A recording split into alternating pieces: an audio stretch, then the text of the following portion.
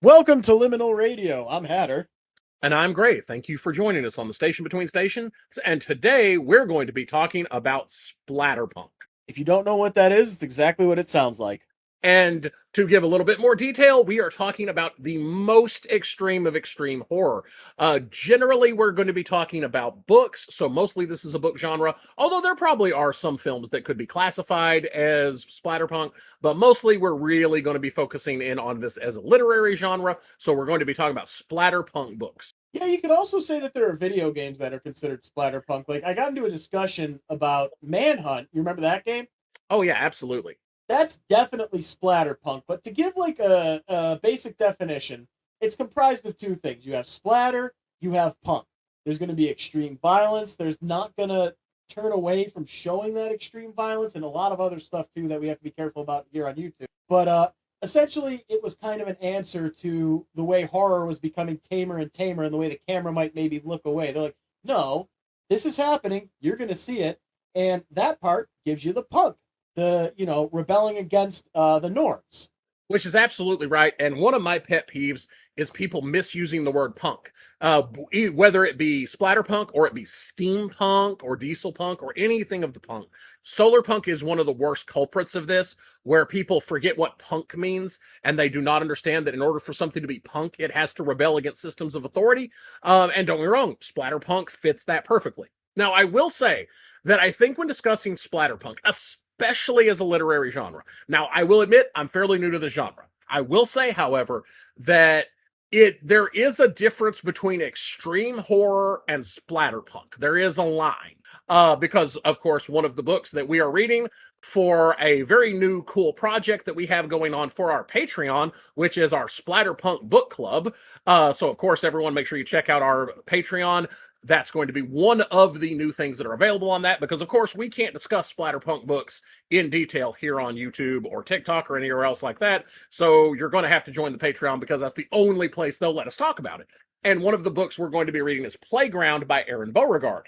And one of the things that you quickly notice when you start reading Aaron Beauregard is that it is not the same as extreme horror. Extreme horror, like you mentioned, Manhunt, which I definitely think to an extent we could call Manhunt, Splatterpunk, but it's really just violence, a lot of violence, but it's just violence with a little bit of like maybe nudity and innuendo and implication, but it's nothing really crazy.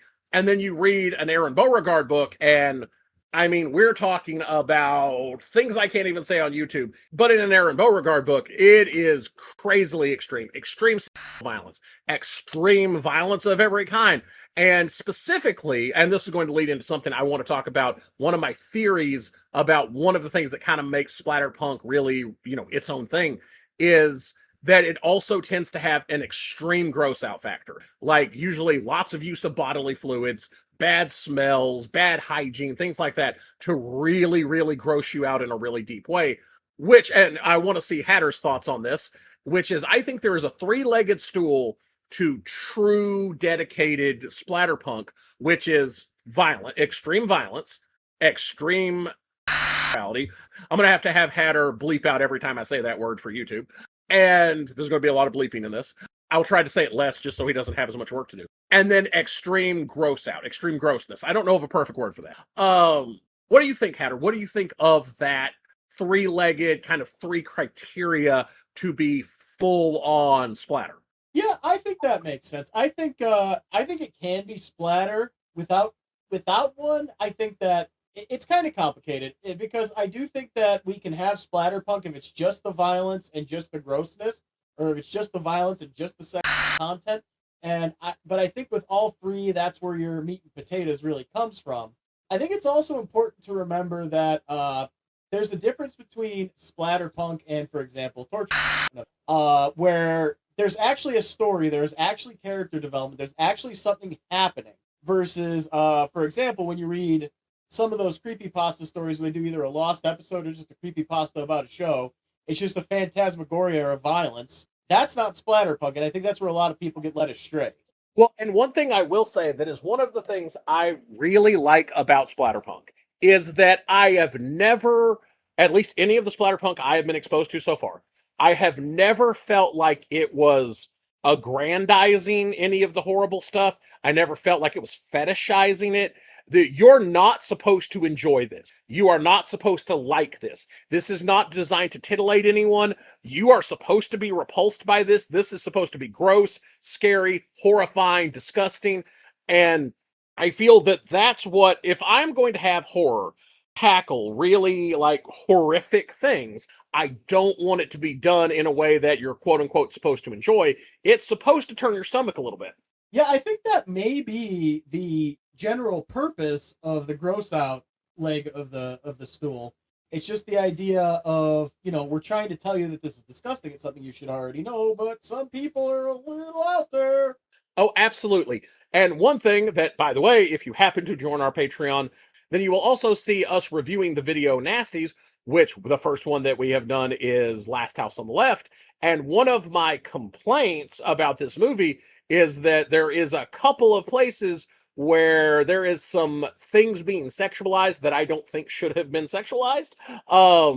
No, overall, I think a lot of things it does handle very, very well and very maturely. But there's a couple places in the beginning that it makes a few missteps. If you want to hear our entire review on that, that's, of course, on our Patreon. Yeah, that's about 2 hours, 45 minutes of content. It's well worth it. Now, I feel like, of course, we're talking about Aaron Beauregard a lot, because I feel like right now he's probably the biggest name in Splatterpunk. And the reason I think that is because his writing is very good. As I'm currently reading Playground for the first time, I'm really shocked by how good his writing is, how good his prose is, and how good his social commentary is, which is done really well, but not too heavy-handed. And it's really, there's a lot of depth to the book. This isn't just splatter for splatter's sake. There is a lot of shock value in it, but it's definitely not just shock. Allow me to mention another example here, because one of the oldest names in Splatterpunk right now is, in fact, Clive Barker. You know him, of course, right? Of course. I think everybody knows Clive Barker. And I think he's a great example that a lot of people think Splatterpunk, and they conflate it with torture. They think Splatterpunk is, no substance, just all flash, all gore, all violence. But if you read, for example, Clive Barker, as I was saying, he's got deep lore, deep universes, interesting characters, and prose. Oh my God, he's a brilliant proser. I don't know if that's the word, but yeah, like Splatterpunk has a long history of being very good literature. I'm also going to throw on there that Clive Barker is one of my favorite authors. I didn't even know the phrase Splatterpunk when I started reading his stuff. But recently, yeah, I found that he mainly became an overnight success because of the Books of Blood, which were very much Splatterpunk stories. Which are really famous as Splatterpunk stories. So those are very much like archetypal of the genre. Yeah, as a matter of fact, I know we talked about a lot about Aaron Beauregard, and I feel like when we're telling people about Splatterpunk, one of the big names to just mention right off the bat is Clive Barker. Well, although I have mixed feelings about using Clive Barker to discuss Splatterpunk, because I feel like if you say Clive Barker is Splatterpunk, then they're going to think that things like Hellraiser is Splatterpunk, which Hellraiser is not Splatterpunk, not at all.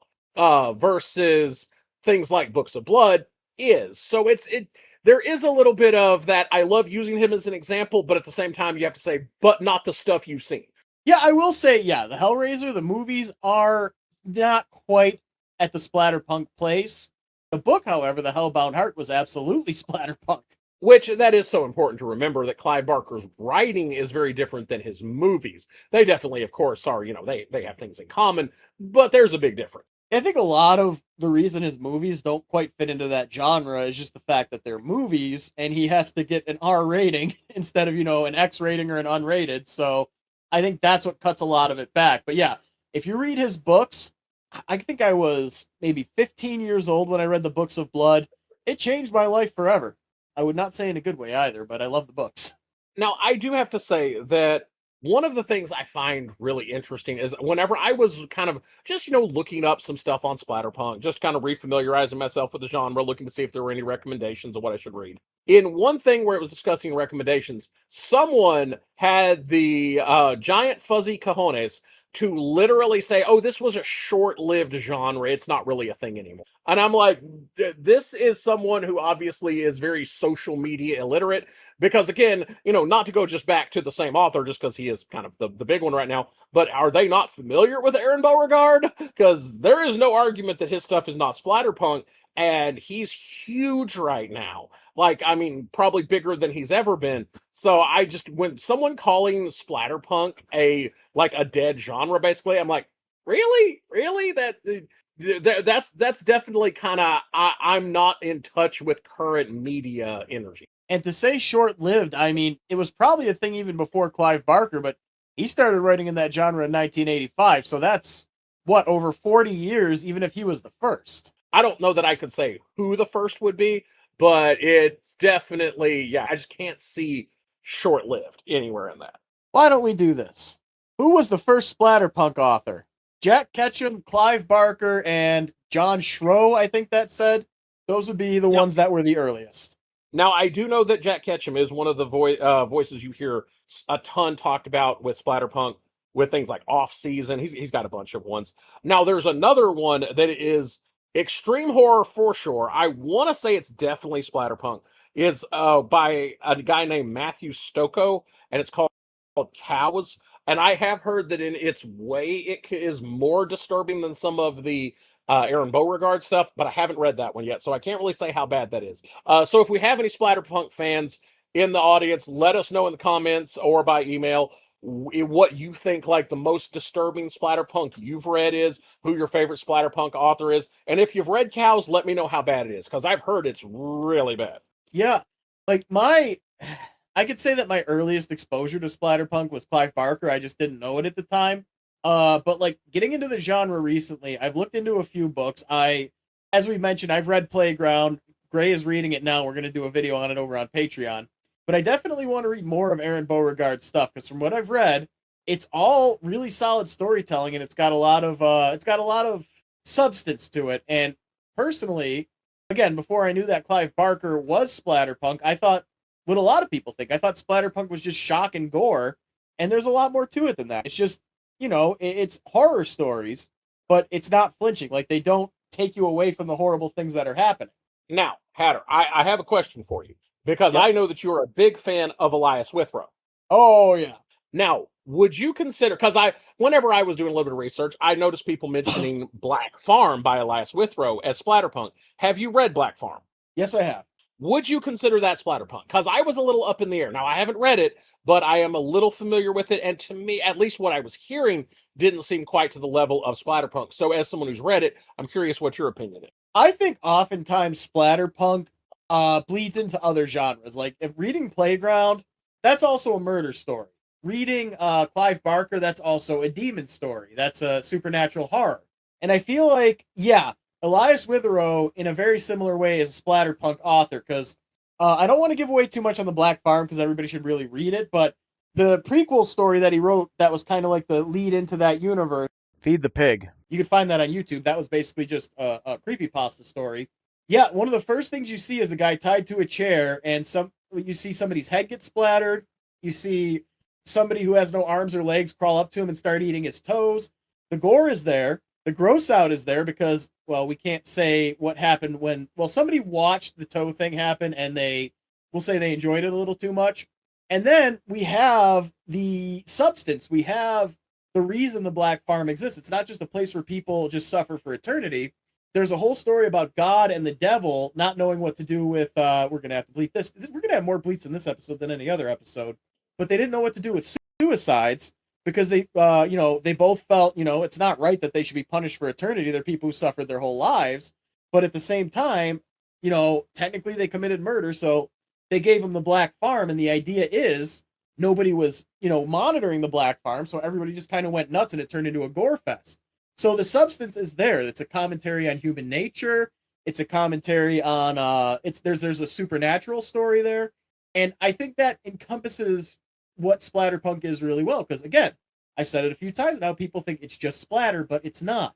It's just an unflinching look at the same kind of story. So I do love that as an analysis of the Black Farm. And based on what you're saying, yeah, Black Farm 100% sounds like it's definitely Splatterpunk. So I'm really glad we can add Elias Withrow to this list. Now, I will say that I think in some movies, I think most movies, because of the rating system, we can't get true Splatterpunk in most movies. What I do think we can get is what I'm going to call Splatterpunk Light. And there's two movies I can think of that fit this. One is the movie Slither. Have you ever seen this movie? Yeah, I saw it way back when I was in high school. Now, it's definitely Splatterpunk light for sure, but it's very gooey, very over the top, lots of body horror, very gross. There's some sexual elements in it, and I just think that it's a really like very like accessible. Like if you like this and wish this was more extreme, maybe Splatterpunk is for you. There is another one, and in order to explain this movie, you are going to have to bleep the living crap out of me, which, by the way, is a really good segue. Again, I know we're talking about our Patreon here a lot, guys, but that's not because, oh, we really want you to, give us money, which, don't get me wrong, we appreciate your support, but it's because we're starting to put a whole lot of stuff on the Patreon that we've been wanting to give you guys forever, but like, TikTok and YouTube and even things like Spotify just won't let us do. So we're just very excited about the things we're going to give you. And one of the things that is going to start being available soon is uncensored versions of the podcast where we don't have to bleep ourselves, where you can hear everything we say, all that kind of stuff. So just know that that's coming to the Patreon too. So with that preface, I want to talk about the movie Sadness, which is a zombie movie. And I know, Hatter, have you seen it? I know we've talked about it before, but I don't remember if you've seen it. No, I haven't. You told me about. I know what scene you're talking about though, because you told me about it. Yeah, absolutely. And of course, for everyone who hasn't seen The Sadness, this is a zombie movie where it's very rage virus zombies, but they also become very perverse and, well, aggressive. And they retain a lot of their intelligence. It's really rough. It's really bad. And one of the things, the society. Okay, hang on. My wife just interrupted me, but we're going to keep that because remind me to come back to the movie, The Society. That's one that I think makes it all the way to Splatterpunk, by the way. But back to the sadness.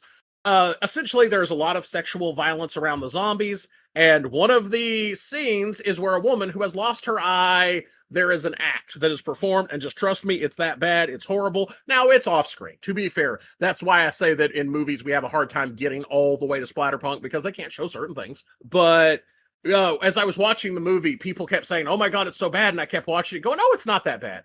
Oh, I get what they're talking about, but it's really not that bad. And then I saw the scene they were talking about. Oh, no, it's that bad. Yes, it's that bad. Okay, so that's one I really will consider like as close to Splatterpunk, I think, as we can really get in a like mainstream movie, maybe. I'd say that's pretty close. That's yeah. Now, I wanted to mention the movie Society, and I don't know if Hatter's ever seen this one or not, but it is a classic horror movie. I want to say it's from the 80s, maybe. And it's very good. It's kind of it almost has an Invasion of the Body Snatchers type thing where there's this guy where the people, especially the rich people around him, are acting really weird, acting really creepy. His family's acting really creepy. And then you find out that they are these like not alien entities, but non-human entities that can like shape shift. And there is a scene where they all start changing shape and melding together. And there's this kind of giant, and Hatter's going to have to bleep this word, but there's this giant gooey flesh going on. A guy's head literally comes out of his own butt. It is probably as close to gross out Splatterpunk that I want to say this might be the very tip that you can get in a actual like mainstream movie. Just the tip. And well, that's all they'll let you put in a mainstream movie. Just the tip. Yeah, that's it's definitely body horror at the very least. And I do feel like body horror is kind of where we do have some of that crossover that they can get away with bringing that Splatterpunk vibe into mainstream.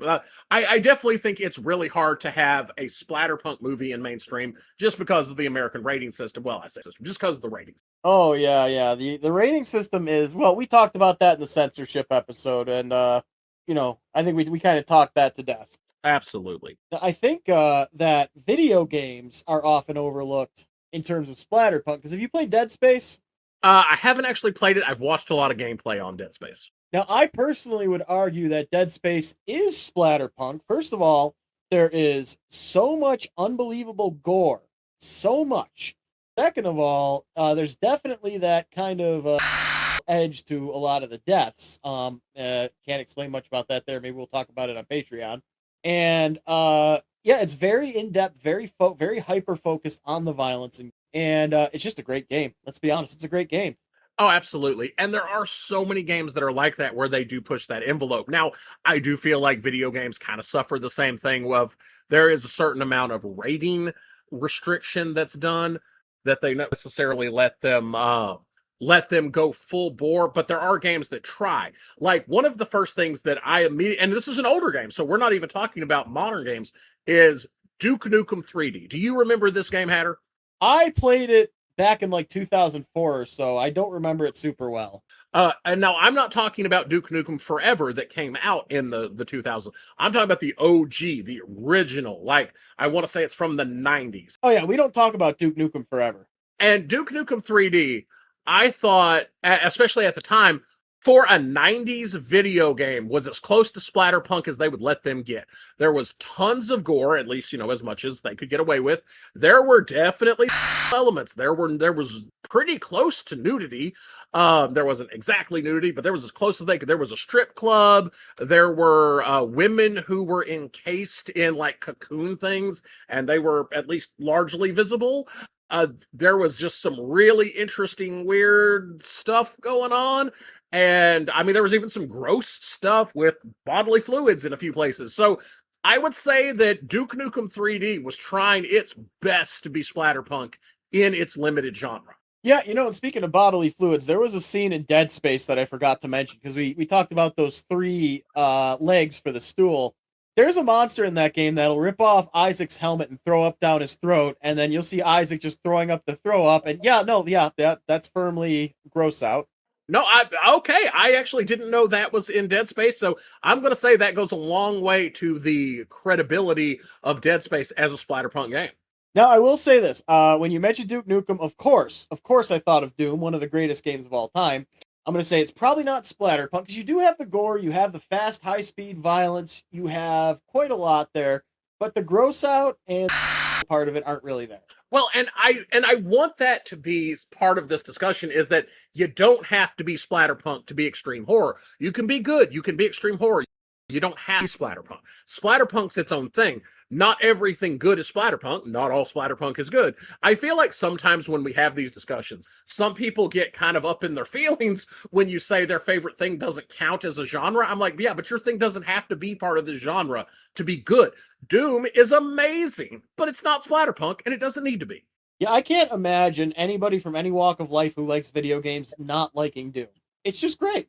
Now, actually, there's another game that I will say again, insofar as a video game can, because again, books, the reason why we have the extreme Splatterpunk in books is because people do not censor books like they censor visual media. I actually believe that this is because people who like censorship are inherently of low intelligence and do not like to read. I know that that's kind of me being mean, and it's not entirely true, but that is how I feel about censorship because guess what? I don't like censorship. You will notice the formats that require you to actually read tend not to get censored because the people who do censoring tend not to be big readers.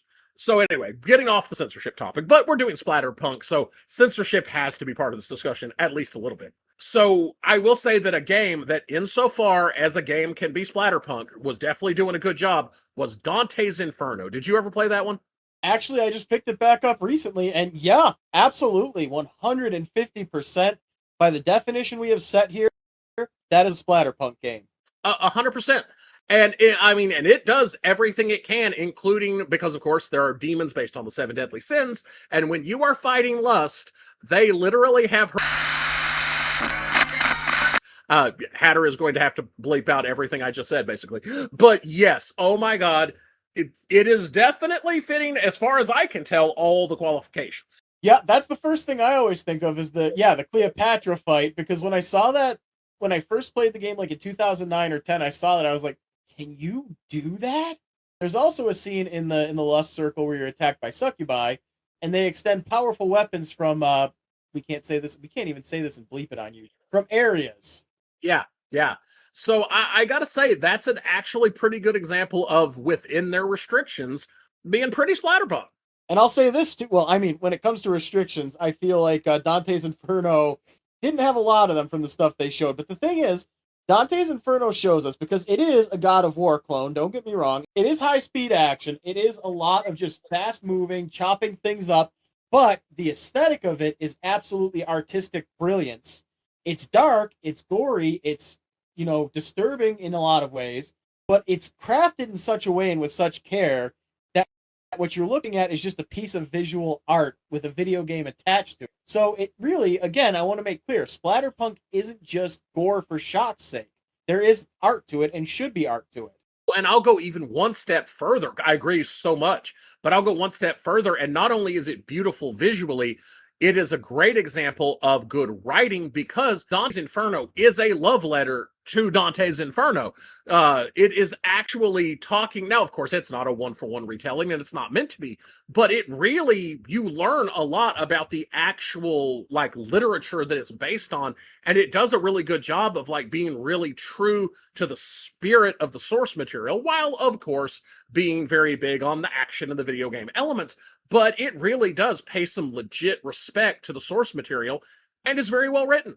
Who do we talk to about getting Purgatorio and Paradiso? We need to make that happen.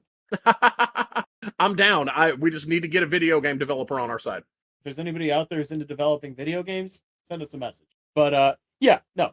Dante's Inferno, certainly Splatterpunk. There is a good portion of that in video games. It's just that games get the hardest looks from the people who are willing to ban things. I tell you that now because, of course, they blamed certain events in the 90s on Doom. They lambasted Postal. And, you know, in the first game, I'm going to say they didn't really need to. After that, I kind of see why it happened because it was treated in a much sillier, more irreverent way.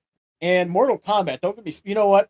We could do this all day. Let's cut this conversation short and set video games for another time. Absolutely. So I will say, kind of wrapping up here, that Splatterpunk is a genre that is about extremity, it's about shock, but good Splatterpunk, and there is plenty of good Splatterpunk, should still be good writing. It should still be a good movie. It should still be a good video game. It should still be a good book. And I like using Aaron Beauregard as an example because his writing is excellent. He has good themes. He's making a statement. He's not just putting out a horrifying book, although he is putting out a horrifying book. He is just a great example that Splatterpunk can be crazy extreme, and his books are very extreme, by the way. If there is a trigger warning that you need, it's in an Aaron Beauregard book. All in there. Every one of them, they're in there. And it's very extreme. It's very rough. It's very hard to listen to or read, depending on whether you enjoy your books in the traditional format or audiobook, whatever, which does not matter. It's very rough at times, but he is making a statement. It truly is art. It's there for a reason. I just think that Splatterpunk is in a lot of ways an underappreciated genre. I agree. I think I think it gets a bad rap for a lot of really stupid reasons. But yeah, I don't have anything else to add to this. Did you? Nope. All right, folks. Well, thank you for once again joining us on the Stations Between Stations. I'm Hatter. And I'm Gray, and this has been Liminal Radio. Oh, no! Hold on, I got my soda. Let me know when you're ready. I am, but my soda's going to explode if I try to open it now.